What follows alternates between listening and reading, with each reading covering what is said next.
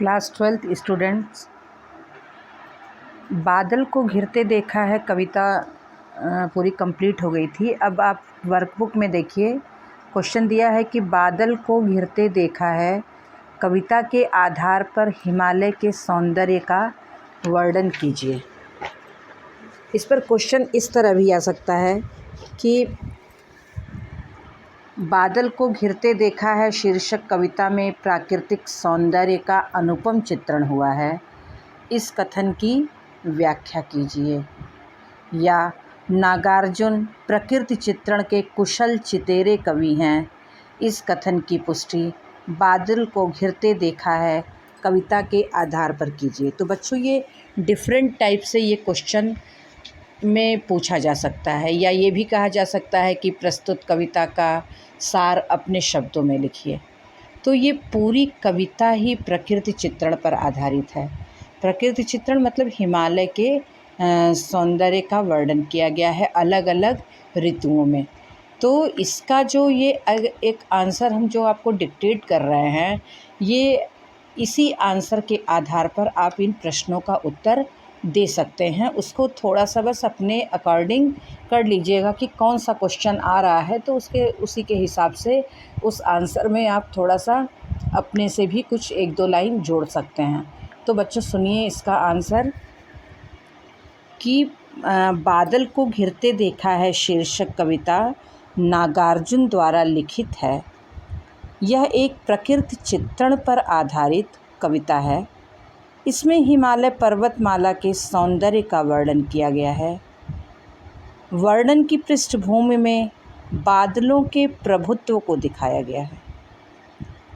सबसे पहले कवि नागार्जुन हिमालय की पर्वतमाला के सौंदर्य का वर्णन ऋतु चक्र के आधार पर कर रहा है। पर्वत की चोटियों पर निर्मल श्वेत बर्फ शोभा दे रही हैं। पृष्ठभूमि में बादलों का सुंदर और मनोरम दृश्य है। मानसरोवर झील में सोने जैसे कमल के फूल खिले हुए हैं। उन पर मोतियों जैसी शीतल ओस की बूंदें गिर रही हैं। उस माला में हिमालय की ऊंचे शिखर रूपी कंधों पर छोटी बड़ी कई झीलें दिखाई देती हैं। उन झीलों के नीचे स्वच्छ तथा निर्मल जल में गर्मी के ताप के कारण व्याकुल और मैदानों से आए हंसों को कसैले और मधुर कमल नाल के तंतुओं को खोजते हुए देखा जा सकता है। उसके आगे देखिएगा बच्चों कि जो गर्मी की तपन से व्याकुल है। यहाँ पर आप ये लाइन लिख सकते हैं, तिक्त मधुर बिस्तंतु खोजते हंसों को तिरते देखा है। आप थोड़ा सा एक एक लाइन का अगर उदाहरण डाल देंगे तो वो क्वेश्चन आंसर बहुत अच्छा हो जाएगा। तो हिमालय के उसके आगे पैराग्राफ बनाकर लिखिएगा कि हिमालय के मोहक दृश्यों को चित्रित करते हुए कवि कहते हैं कि बसंत ऋतु के प्रभात के समय धीरे धीरे वायु बह रही थी। पर्वत की चोटियों पर बाल सूर्य की किरणें पड़ रही थीं। तब मैंने चकवा चकवी को, जिन्हें किसी शाप के कारण रात होते ही एक दूसरे से अलग हो जाना पड़ता है, वे विरह में व्याकुल होकर क्रंदन करने लगते हैं। उस प्रातः काल के समय उनका क्रंदन बंद हो जाने पर मानसरोवर के किनारे हरी घास पर प्रेम क्रीड़ा करते देखा है। यहाँ पर ये डाल सकते हैं लाइन कि उस महान सरोवर के तीरे शैवालों की हरी दरी पर प्रणय कलह छिड़ते देखा है। आपकी बुक में ये पंक्तियाँ दी हुई हैं, उसमें से लेकर आप सही स्पेलिंग करके आप इसको लिख लीजिएगा। उसके बाद फिर पैराग्राफ चेंज करके लिखिएगा कि कवि ने हंसों के साथ साथ हिमालय प्रदेश में पाए जाने वाले दुर्लभ कस्तूरी मृग की चर्चा भी की है। इस पर्वत प्रदेश की सुंदर, गहरी व दुर्गम बर्फ से ढकी घाटियों में सैकड़ों हजारों फुट की ऊंचाई पर मैंने अपनी ही नाभि से उठने वाली मोहक तथा नशीली सुगंध के पीछे दौड़ते हुए सुंदर कस्तूरी हिरण को स्वयं पर चढ़ते देखा है। भाव यह है कि कस्तूरी मृग की नाभि में कस्तूरी होता है, जिसकी मादकता से मोहित होकर वो इधर उधर कुलाचे भरता रहता है और स्वयं पर चिढ़ता रहता है। यहाँ पर आप ये लिख सकते हैं, तरल तरुण कस्तूरी मृग को अपने पर चिढ़ते देखा है। हिमालय प्रदेश के सौंदर्य का वर्णन करते हुए कवि कहते हैं कि इसी हिमालय पर धन के स्वामी कुबेर का निवास माना जाता है, पर आज उसका कोई अता पता नहीं है। आज कुबेर की राजधानी अलका का भी कोई चिन्ह शेष नहीं है। आज कालिदास के मेघदूत का भी कहीं अता पता नहीं मिलता। कालिदास ने हिमालय प्रदेश में मेघदूत की कल्पना की थी, पर वह आज कहीं भी नहीं दिखाई देता।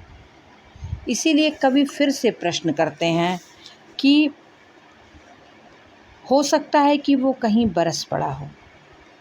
फिर अपने से ही कहते हैं कि जाने दो, वह कवि की कल्पना थी, लेकिन मैंने तो ऊंची ऊंची चोटियों पर मेघों को आंधी तूफान से गरज गरज कर भिड़ते हुए देखा है। और भाव विभोर होकर कवि कह उठते हैं, ढूंढा बहुत परंतु लगा क्या, मेघदूत का पता कहीं पर, कौन बताए वह छाया में बरस पड़ा होगा न यहीं पर। ऐसा माना जाता है कि धन का स्वामी कुबेर कैलाश पर्वत पर अलका नगरी में रहता है। इसी प्रकार कालिदास ने वर्णन किया है कि आकाश गंगा में निर्मल जल बहता है, इसलिए इन्होंने कवि नागार्जुन ने इसका वर्णन किया है।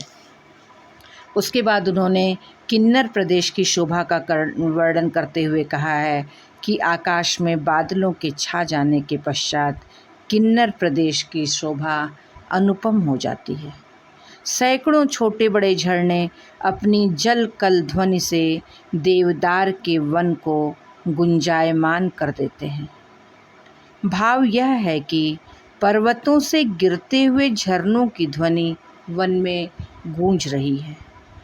इन्हीं वनों के बीच में लाल और श्वेत भोजपत्रों के छाए हुए कुटीर के भीतर किन्नर और किन्नरियों के जोड़े विलासमय क्रीड़ा करते रहते हैं। उनके केश विभिन्न रंगों के सुगंधित पुष्पों से सुसज्जित हैं और उनके गले शंख जैसे हैं।